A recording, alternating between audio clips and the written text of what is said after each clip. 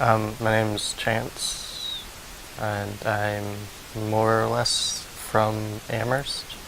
It was one night that I tried to get in here, and I wasn't able to. I remember that because I did not get very much sleep that night because it was a really, really windy night and pretty cold.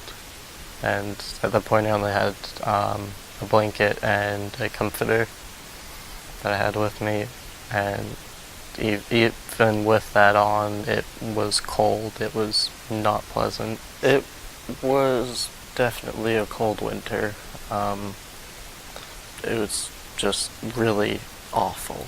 I mean, I was cold, my hands and my feet were numb, my ears were numb, my face hurt. I had boots that I had for about 2 years before they finally fell apart.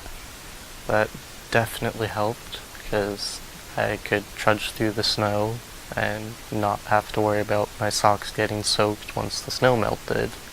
The sole was starting to come off at the tip of the shoe, and so at that point it was starting to leak into it.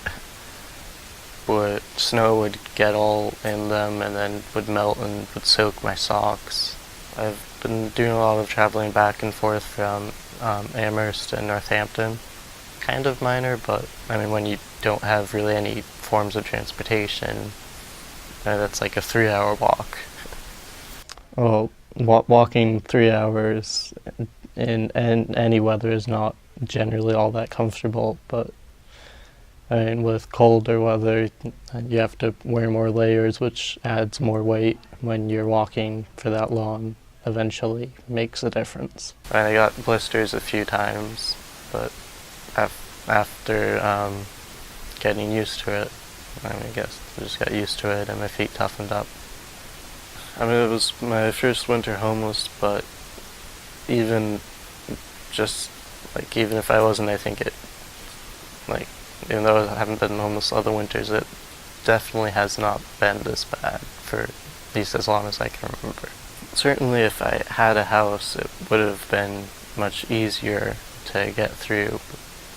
So, I mean, I guess by that, being homeless, I guess it makes just life in general harder.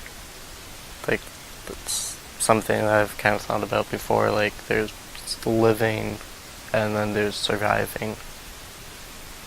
And, I mean, with living, I'd say, would be more like if you have a house, you have a job, you can go out and do things, whereas survival, you're just getting by.